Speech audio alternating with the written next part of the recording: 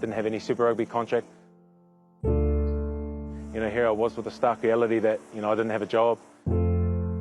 Question a few things like, why am I playing the game? Am I good enough? I started Super Rugby with the Blues in Auckland in 2011, part of the wider squad. I was an Auckland boy, born and raised, so it was a dream come true to be set up in there.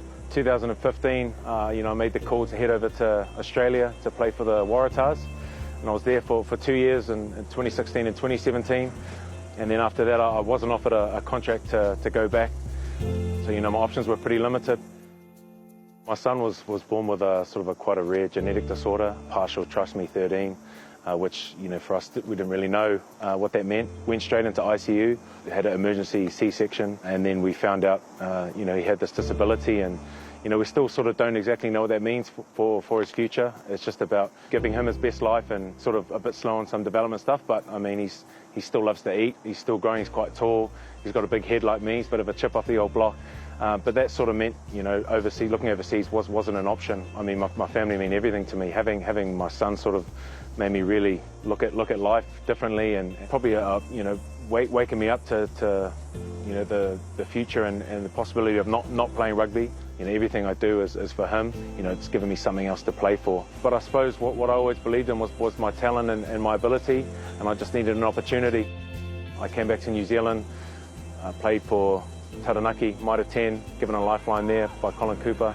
Probably without him, I wouldn't be where I am today. I wouldn't be an All Black. I wouldn't have probably a contract at the moment. So, it started with Taranaki, and obviously after that year, he moved to the Chiefs.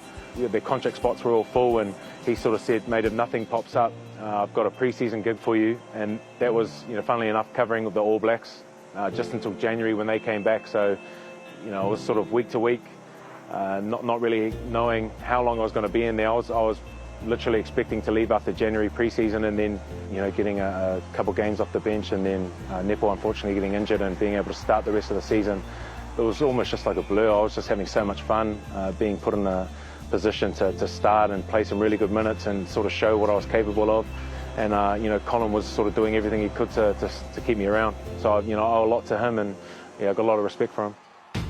From that, I was just happy with my performance. I wasn't thinking too much about the next level. I was just grateful for the year, and next thing I know, I'm getting a call from Darren Shan to play for the All Blacks, and it was just like my mind was blown. I was at home by myself, and I was just looking around, didn't know whether to cry or to laugh, and I just wanted someone to hug, and then I was just called up my wife and couldn't get it out for a couple of minutes because I was just literally in tears, and I was just she thought I was breaking up with her or something. I was like, no, it's good, and then called up Mum. She didn't believe me, and then Mum was like, nah, you're joking. And I was just just be happy, just celebrate with me. Just elation and happiness, and I suppose the journey that I've been on to get there, and then to finally debut for the All Blacks and to be able to call myself an All Black, and it's dream come true.